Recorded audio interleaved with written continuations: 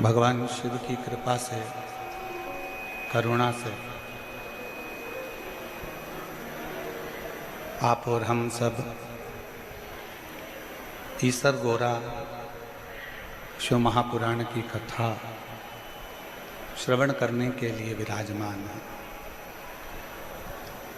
और तेरी कृपा बिना नहीं एक भी अनु लेते हैं श्वास की कृपा से तनो तनो बखान क्या करूं मैं लाखों के ढेर का कपटी बहुत में है खजाना कुबेर का।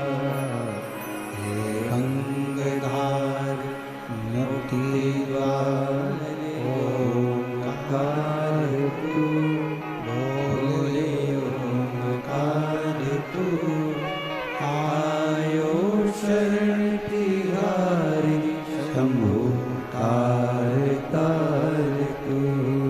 बखान क्या करूं मैं राखों के ढेर का चपटी बहुत में है खजाना कुबेर का।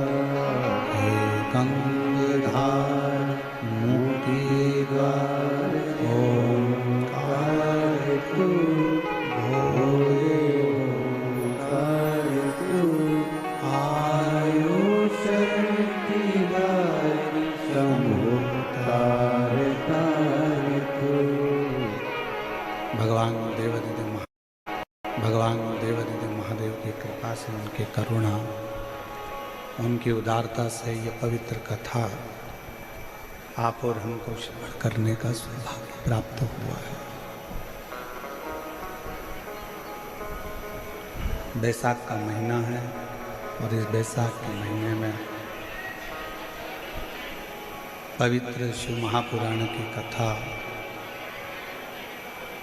कहीं ना कहीं भगवान देवादिदेव महादेव की कृपा से ही आप और हमको प्राप्त हो।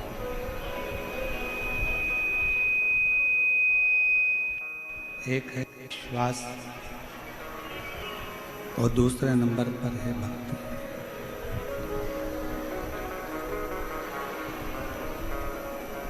जब भक्ति और विश्वास का संगम होता है तब कहीं जाकर भगवान देवादिदेव महादेव का दर्शन होता है। विश्वास किसको कहते हैं? भरोसा किसको कहते हैं? विश्वास किसको कहते हैं? दृढ़ता किसको कहते हैं? जैसे पति पत्नी जहाज में जा रहे हैं और जहाज पानी में डूबने वाला है,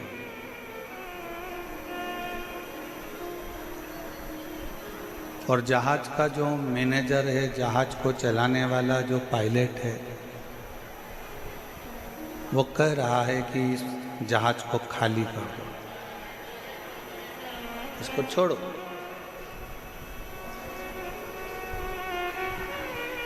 पत्नी ने अपने पति से कहा, पत्नी ने अपने पति से जाकर निवेदन करा, पति से जाकर विनय करा कि देखो ये जहाज पानी में डूबने वाला है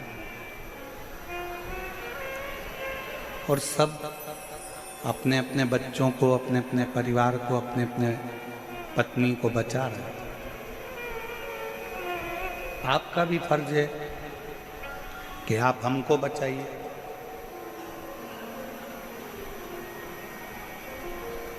पति समुद्र की लहरों का आनंद ले रहा था।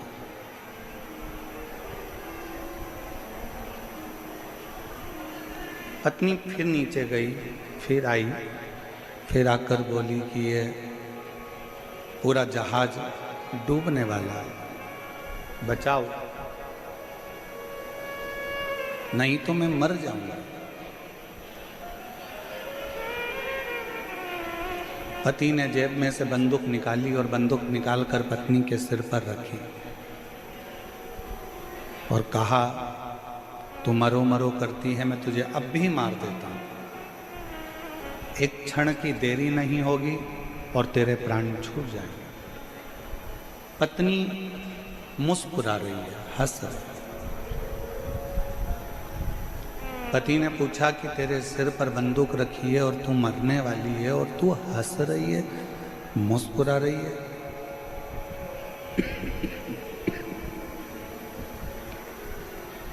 क्यों? पत्नी ने कहा कि मैं जानती हूं कि तुम मेरे पति हो और तुम मेरे पति हो तो तुम मुझे मार नहीं सकते। सिर पर बंदूक रखी है, खटका दबने वाला है और पत्नी कहती है कि मैं जानती हूं कि तुम मुझे मार नहीं सकते। पति कहता है जितना भरोसा तुझे अपने पति पर है, पति कहता है उतना भरोसा मुझे मेरे विश्वनाथ पर है कि वो मुझे डूबने नहीं दे सकते। और शंभु शरणे मांगू घड़ी रे, दुख काटो दया करी दर्शन आपो। एक विश्वास के साथ, एक भरोसे के साथ, एक दृढ़ता के साथ जब हम भगवान का भजन करते हैं तो उस समय पर यह ना सोचें कि भगवान हमारे सामने नहीं है, ईश्वर हमारे सामने नहीं है।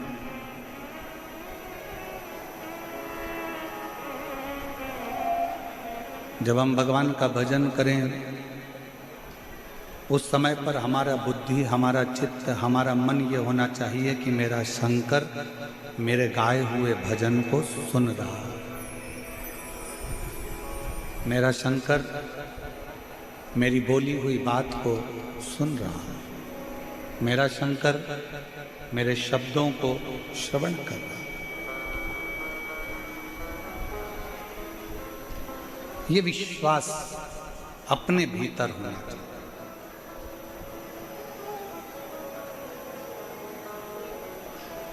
एक दीप लगाते हो ना मंदिर में, भगवान के मंदिर में जाते हो, शंकर जी के मंदिर में दीप लगाने के लिए जाते हो, पशुपतिनाथ का व्रत करते हो और मंदिर में दिया लगाने के लिए जाते हो।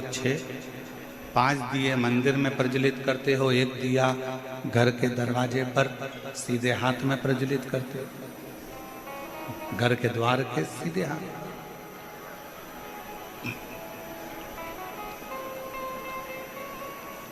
एक एक दिए को जब हम मंदिर में प्रज्वलित करते हैं, 5 दिए को, उस समय पर हमारा चित्त, हमारा मन शंकर भगवान के चरणारविंद में होना चाहिए। पड़ोसन क्या कर रही है, रिश्तेदार क्या कर रहे हैं, नातेदार क्या कर रहे हैं, कुटुंबी क्या कर रहे हैं, कोई मंदिर में आकर क्या कर रहा है, उससे हमको मतलब नहीं होना चाहिए। कथा सुनने के लिए आए हो, कहाँ बैठे हो, किस जगह पर बैठे हो, नहीं मिली जगह बाहर बैठे हो, ये मत सोचो कि मुझे कथा पंडाल के अंदर ही जाना है। मुझे तो मेरे बाबा की वाणी, मेरे बाबा का शब्द मेरे कानों में पड़ गया और मैंने अपने जीवन में उतार लिया और मुझे मेरा बाबा मिल गया। इससे बढ़कर कुछ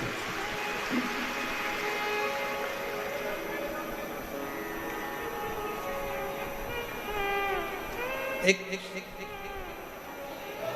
प्रथम भगति संतन कर संगा और दूसरी रति मम कथा प्रसंगा। पहले नंबर की भक्ति ही यही है कि सत्संग किया जाए, संतों का सानिध्य किया जाए, भगवान की विरल भक्ति को धारण किया जाए।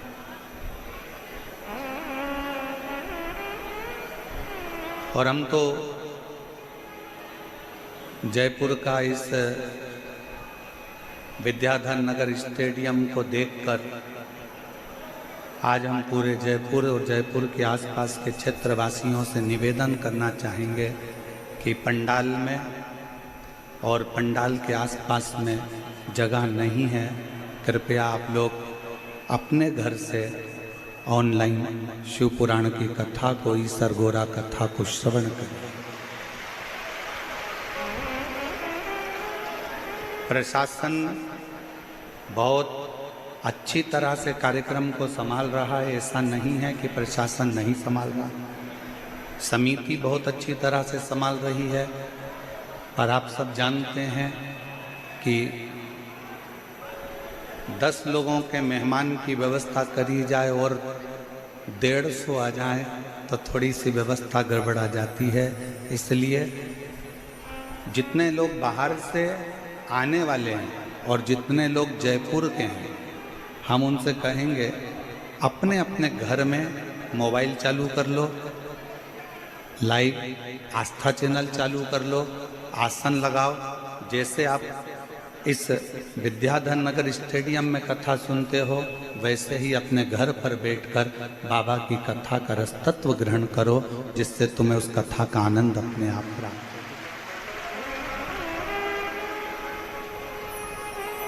कल कथा में सुना था, आप लोगों को बताया था कि एक जैन परिवार ने अपने बेटे के लिए आसन लगाकर टीवी के सामने कथा सुनी और उसका फल उसको मिला।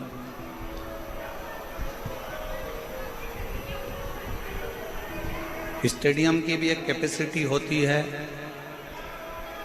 और उस स्टेडियम के आसपास की भी एक कैपेसिटी होती है, पर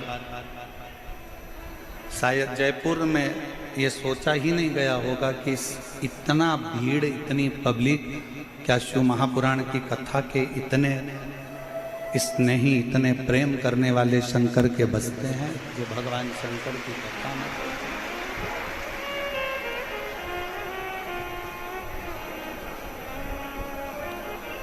एक भरोसा शिव के प्रति,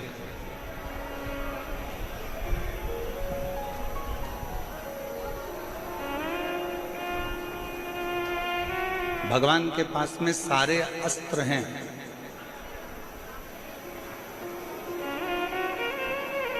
भगवान के पास में सारे शस्त्र हैं। ऐसा कोई अस्त्र और शस्त्र नहीं है जो मेरे भगवान के पास में नहीं है। पर उन अस्त्र शस्त्र को पाने के लिए जैसे राम जी ने तप करा तो उनको पाशुपत्य अस्त्र मिल गया था, भगवान कृष्ण ने तप करा तो उनको पाशुपत्य अस्त्र मिल गया था। आप और हम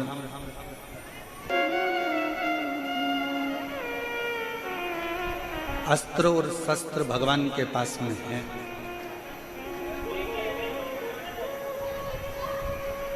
और भगवान के पास में जब सारे अस्त्र शस्त्र हैं तो बस भगवान से अस्त्र शस्त्र, जैसे राम जी ने तप करा, साधना करी, जैसे भगवान कृष्ण ने तप साधना करी और अस्त्र शस्त्र प्राप्त किया।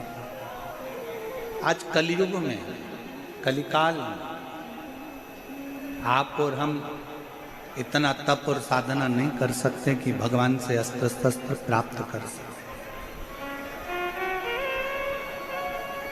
सतयुग में तप साधना से, आराधना से, यज्ञ से, त्रेता में, द्वापर में अस्त्र शस्त्र प्राप्त करे जा सकते थे, पर कलयुग केवल एक ऐसा है, इसमें आप भगवान से अस्त्र शस्त्र भले प्राप्त ना कर सकें, पर अगर दिल से भगवान की अगर भक्ति करोगे तो अस्त्र शस्त्र मिले कि ना मिले उसकी गारंटी नहीं, पर दिल से अगर शिव की भक्ति करी तो एक दिन महादेव जरूर प्राप्त हो।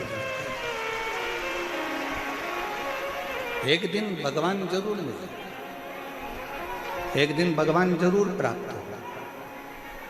और मैंने तेरे ही भरोसे बाबा, तेरे ही भरोसे हवा बिच उड़ती जावांगी, बाबा डोर हंतो छड़ी लाए कटी जावांगी। भोले मैं तेरी पतंग, शंभू मैं तेरी पतंग, हवा बिच उड़ती जावांगी, बाबा। हमारे बीच में पूर्व सांसद श्री रामचरण बोहरा जी पधारे हैं। एक बार जोरदार ताली बजाकर उनका स्वागत। जिन्होंने महाभारत देखी हो टीवी पर, भगवान कृष्ण ने क्या करा? भगवान कृष्ण ने अपनी जितनी सेना थी वो कौरव को भी दे दी और पांडव को भी दे दी। पांडव को तो कुछ मिला नहीं था, केवल कृष्ण ही मिले थे। जितनी सेना थी सारी की सारी सेना कौरवों को दे दी, कौरव को दी।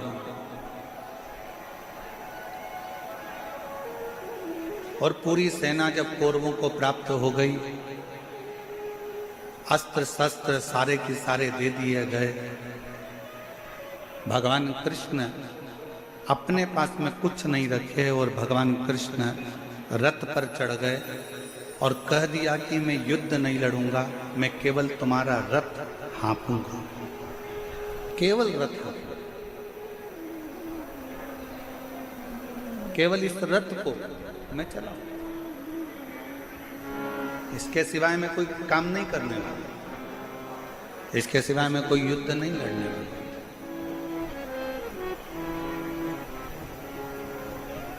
भगवान का काम यही है। भगवान कभी नहीं कहता कि मैं तुम्हें सोना निकाल कर दे दूंगा, भगवान कभी नहीं कहता कि मैं तुम्हारे बहुत सारा धन निकाल कर दे दूंगा, भगवान कभी नहीं कहता कि मैं तुम्हें संपदा ला कर दे दूंगा। और दुनिया में कोई ऐसा बाबा पैदा नहीं हुआ, दुनिया में कोई ऐसा महाराज पैदा नहीं हुआ तुम्हें गड़ा हुआ धन निकाल कर दे देगा। भगवान कृष्ण गीता में वर्णन कर दिया अर्जुन से कि अर्जुन युद्ध तुझे लड़ना है, कर्म तुझे करना है, मैं केवल मार्गदर्शन करूंगा। और यह पक्का है अगर तू मेरे मार्गदर्शन पर चलेगा तो इन कौरवों के युद्ध में तुझे विजय प्राप्त करा कर रहा।